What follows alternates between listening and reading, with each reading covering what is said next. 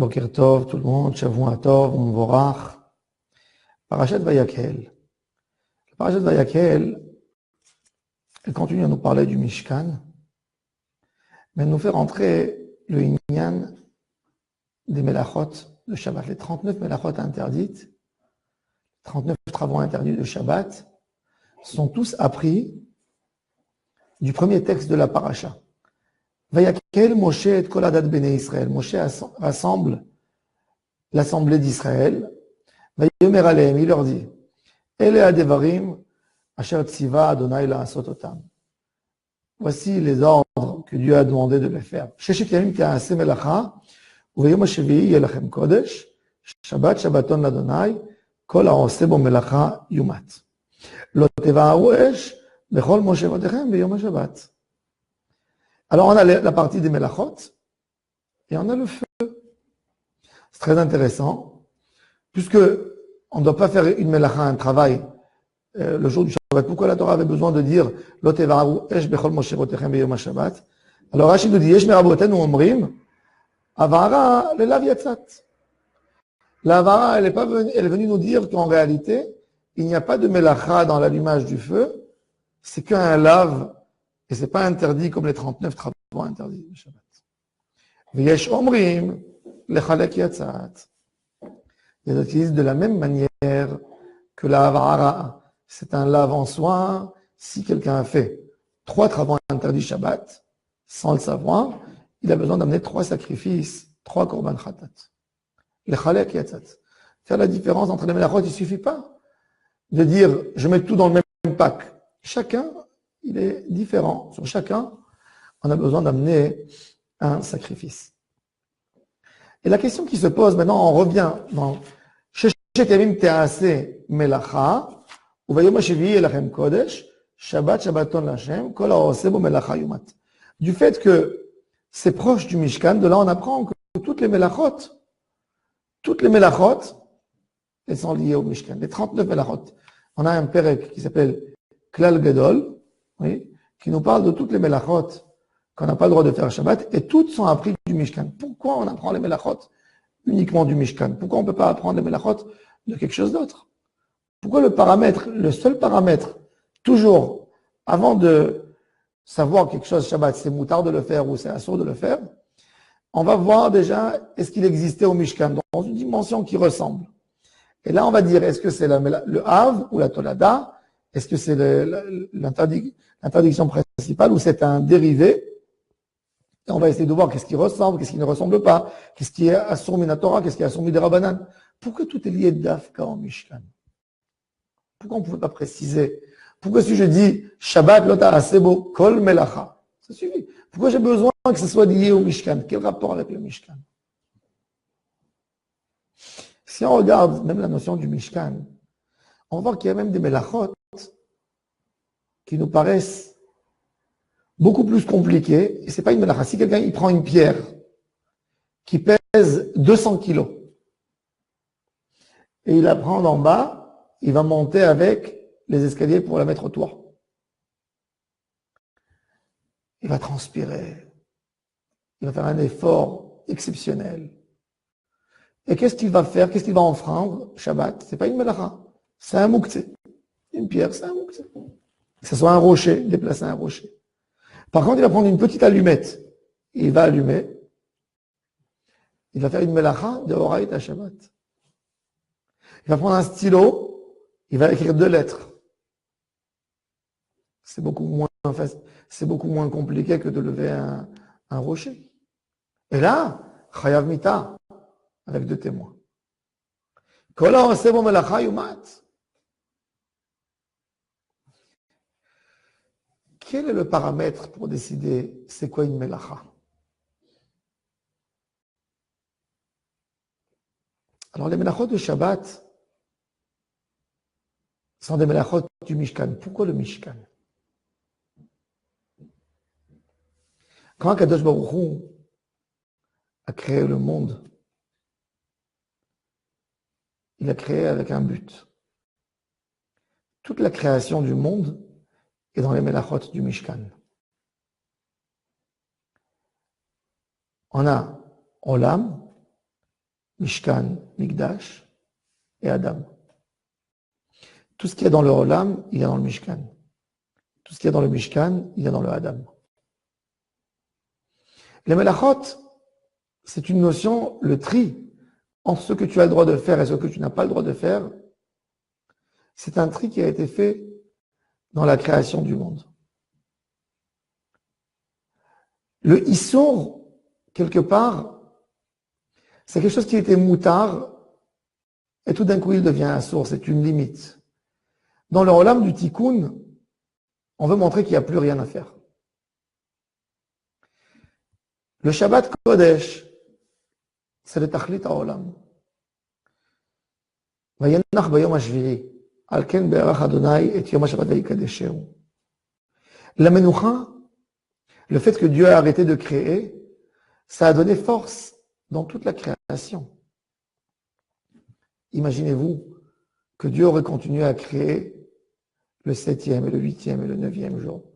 Donc on n'aurait pas besoin d'avoir des fruits, des arbres qui nous donnent des fruits, puisqu'il aurait créé de nouveau chaque jour des fruits. Un homme ne devrait pas naître de son papa, puisque Dieu aurait continué à créer des hommes. Donc le fait qu'il a tout stoppé le jour du Shabbat, Boker Tov, donc le cours a été coupé, je vais reprendre ce qu'on a expliqué. On a expliqué qu'en fait, tous les travaux interdits qui sont interdits de faire Shabbat, on les apprend tous en lié avec le Mishkan. Tout travail qui a été fait au Mishkan, nous n'avons pas le droit de travailler et de le faire Shabbat. Et on a posé une question intéressante. Quel est le paramètre pour décider c'est quoi un travail? Qu'est-ce que nous avons le droit de faire? Qu'est-ce que nous n'avons pas le droit de faire? On a montré un exemple très simple que de prendre une grosse pierre qui est très lourde et de la transporter, de la déplacer d'un endroit à l'autre, amène qu'un issour des Rabbanan qui est un issour de Mouktsé Mahamad Goufo, qui n'a pas une pénalité, tandis que de prendre un stylo et d'écrire 2 lettres, c'est une melacha de Horaïta, que quand il y a des témoins, il y a un avertissement, etc., ça peut même amener à un chiyuv mita chas v'shalom. Donc, qu'est-ce qui définit les travaux? Qu'est-ce qui est moutard? Qu'est-ce qui est assour? Pourquoi nos sages ont dit telle et telle chose est interdite, et autre chose, c'est que des rabbanan, c'est que Mouktsé, c'est des niveaux très bas de Havera. On a expliqué que Kadosh Baruch Hu, toutes les melachot qui étaient dans le Mishkan, c'est les melachot qui ont servi à Kadosh Baruch Hu pour créer le monde. On sait que même le mot assour en hébreu, signifie quelque chose qui est attaché. Un prisonnier, il s'appelle assir, c'est-à-dire il est attaché. Assour, c'est une situation. Aujourd'hui, il est attaché. Aujourd'hui, il est dans cet endroit. Mais il y a un tikkun qui se fait. Le monde, le tachlit de Briat HaOlam, quand Kadosh Baruch Hu a créé le monde, il a été créé en quelques étapes. Alors on a eu le ciel et la terre, on a eu les océans, on a eu les lumières, ensuite on a eu les poissons, on a eu après la verdure, les arbres, les animaux et l'homme. Chaque chose, il a eu une étape, parce que chaque melacha, c'est une étape nouvelle pour redonner une force dans le monde. Quand le monde est arrivé dans la notion du tikkun, bayom hashevi'i shavat vayinafash. Le repos et le fait que Dieu a arrêté de créer, ça a donné au monde entier une force extraordinaire de tikkun dans le monde. Et on va donner l'exemple très simple. Quand Kadosh Baruch Hu a arrêté de créer, c'est-à-dire qu'il y a eu une décision que le monde va se recomposer depuis la base de ce qu'il a eu déjà. C'est-à-dire que quand Dieu a créé les fruits et les arbres fruitiers, il a fait sortir un arbre avec des fruits. Et il a dit que les arbres vont donner des fruits. Mais on ne sait pas encore comment l'arbre va se reproduire. Donc du moment que Dieu a arrêté de créer, Dieu a donné une force dans le petit pépin qu'il y a dans le fruit qui est dans l'arbre, que quand je prends ce pépin, je vais le mettre dans la terre, je vais le planter dans la terre, il va me faire sortir des feuilles qui vont devenir un arbre, qui va redonner des fruits. Donc tout ça a été décidé au moment que Dieu a stoppé tout. Vous voyez, moi chez lui, Shabbat Veinafash. Quand Akadosh Baruch Hu a décidé de créer l'homme et d'arrêter de ne pas créer encore d'autres hommes, il a mis dans l'homme la force de se multiplier et de se reproduire. Donc, la Menoucha, elle produit plus en réalité que la création. Puisque tout ce qui a été créé en 6 jours. C'est peu par rapport à ce qui a été reproduit dans le monde. Donc, on voit que quelque part, le Shabbat, il a créé beaucoup plus que ce qui a créé dans la création. Mais tout ça, on ne le comprend pas dans les dimensions humaines. L'homme, il est habitué que s'il fait quelque chose avec ses mains, il a créé. Et s'il ne fait pas, il n'a rien fait. Le savoir du sage qui a créé quelque chose, qui a découvert quelque chose. Le moment de la découverte, c'est un moment qui est fait en 1 seconde. Mais la théorie, mais pour arriver à ces découvertes, combien de temps, combien de travail, combien de pensées. Einstein, quand il a découvert ce qu'il a découvert, cette découverte énorme, c'était suite à des années qu'il a approfondi sur cette idée. Mais la révélation, elle vient en 1 seconde. Il y a toute la pensée qui est derrière. Shabbat, c'est la Machashava. C'est un olam de Machshava. Quand quelqu'un il fait une melacha, ça veut dire qu'il n'y croit pas dans la force du tikkun. Il n'a pas compris ce que le fait de arrêter et de stopper peut reproduire. Ça, c'est le chiloul du Shabbat. Ça, c'est ne pas comprendre la grandeur d'Akadosh Baruch Hu, que sa création n'est pas rien dans ce qu'il a fait, elle est plus dans ce qu'il n'a pas fait, dans le stop que Akadosh Baruch Hu a mis. Et c'est pour ça que de prendre un rocher Shabbat, de le déplacer d'un endroit à l'autre, je n'ai rien fait ni avant ni après. C'est pour ça qu'il ne sera pas interdit. Mais dans une melacha, dans quelque chose qui crée quelque chose, même si c'est un petit geste, je n'ai pas compris le fait de ce que ça veut dire vaïnafash, arrêter. Et c'est pour ça qu'il y a le issour qui est là-dedans. Le Shabbat Kodesh nous fait comprendre une dimension très profonde dans le fait de ne pas faire. Dans la Torah, il y a plusieurs parties d'études de la Torah. Il y a l'étude du texte dans la Torah, mais la plus grande étude, c'est pas dans le texte. C'est la juxtaposition de 2 textes. C'est le Kal Vachomer, c'est la Gezerah Shava, c'est le Binyan Av, c'est la Kushia et le Tirout, c'est la conclusion. Attraper ce qui n'est pas écrit là-dedans. C'est ce qui compose toute l'idée. C'est ce qui nous donne la force de l'imagination de créer quelque chose avec notre sagesse et en olam de tikkun. Il n'a pas lieu dans un moment de tikkun, un jour de tikkun, il n'y a pas lieu de reprendre le détail. Tout celui qui s'attache sur le détail, il détruit en fait, il ne comprend pas la signification du grand moment où il est. Ça c'est vaïnafash. Et c'est pour ça que le Mishkan, toutes les mélachot du Shabbat sont liées au Mishkan. Le Mishkan est venu faire un tikkun à Am Israël. Il est venu faire un tikkun dans les dimensions de Etz. On a pris les bois pour faire les bases du Mishkan. Il est venu faire un tikkun dans la pierre. Et on a pris la pierre et la terre pour le Mizbeach. Il est venu faire le tikkun du Kesef et du Zahav et des diamants et de l'animal qu'on sacrifie. Il est venu faire le tikkun du monde entier. Dans une notion de tikkun, c'est de là-bas qu'on apprend les melachot. Le Mishkan qui est en train de faire un tikkun quotidien, chaque seconde, là-bas il n'y a pas de Shabbat. Et c'est pour ça qu'au Mishkan, les Kohanim faisaient, le jour du Shabbat, c'était comme le jour du Yom Chol. Il fallait prendre des braises, il fallait sacrifier, il fallait égorger. Tout était normal, c'était un jour de travail. Mais pour nous, quand on veut signifier le tikkun des Olamot, on apprend ça par le travail qu'on fait dans le Mishkan. Ça, il ne faut pas le faire Shabbat. Le Shabbat, c'est une Bechina de tikkun encore plus élevée que le Mishkan, qui est Bechinat Olam Haba. Le Mishkan, c'est une Bechina de Triyat HaMetim, Mashiach, on a besoin d'un Mishkan. On a besoin d'un Mikdash. Dans les dimensions du monde qui est beaucoup plus élevé, c'est même plus Beth Amikdash. C'est un tikkun complet, un tikkun total de tous les olamot.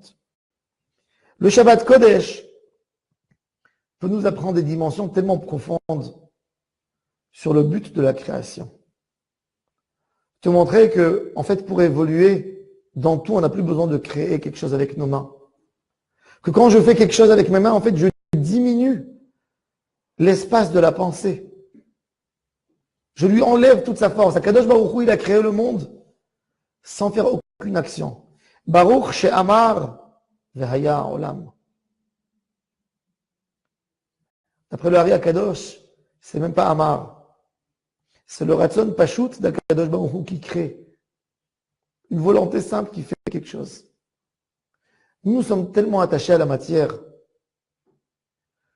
qu'on ne peut pas comprendre qu'une pensée peut créer quelque chose. On est tellement dans un monde, dans un niveau tellement bas de matérialisme, que pour nous, il nous faut une action pour attraper quelque chose, une action pour enlever quelque chose. Mais dans le monde spirituel, tout est tellement haut, tout est tellement pur, que je marque quelque chose dans une pensée. Le Shabbat, c'est d'accorder l'importance à la Neshama. Écoutez ce que la Neshama peut créer. Le Ben Ish Chai nous dit qu'une heure d'étude de Torah Shabbat, elle est comparée à 1000 heures d'étude de Torah Yom Chol. 1000. C'est énorme le Shabbat. Pourquoi c'est énorme? Parce que c'est un Neshama qui va parler. Shabbat va'inafash, la noire, le repos.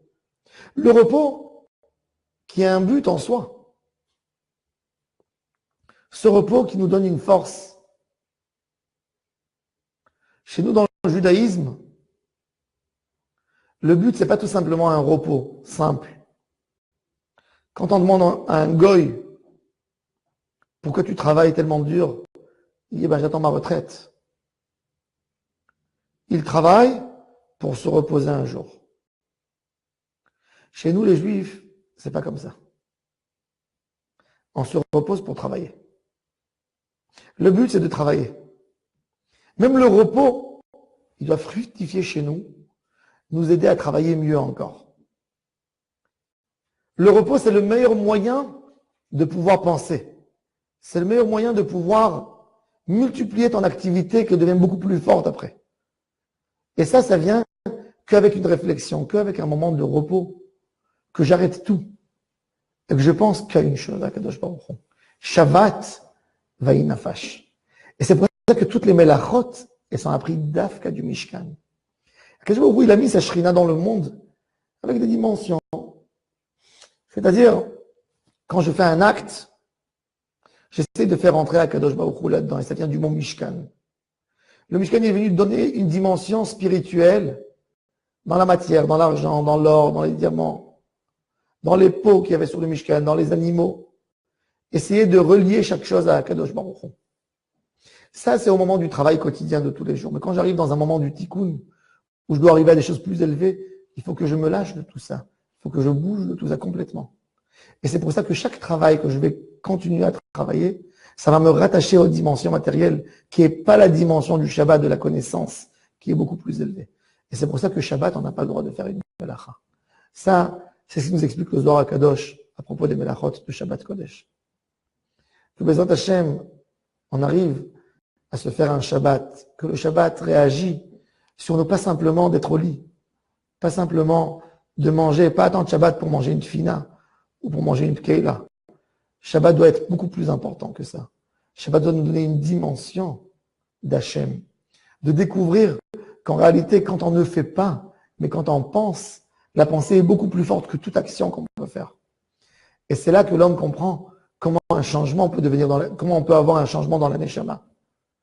Chez Nizké, le Kabel Shabbat, Mitor Simcha, et de préparer que même notre semaine, elle devient Shabbat. Dans le Mizmor du jour, chaque jour, on dit Hayom Yom Echad Beshabbat Kodesh. Hayom Yom Sheni Beshabbat Kodesh. Et toujours, le Shabbat Kodesh, il est lié au chant. Le chant, c'est une dimension. Dans le chant, quand on veut chanter un chant, il n'y a pas du réel.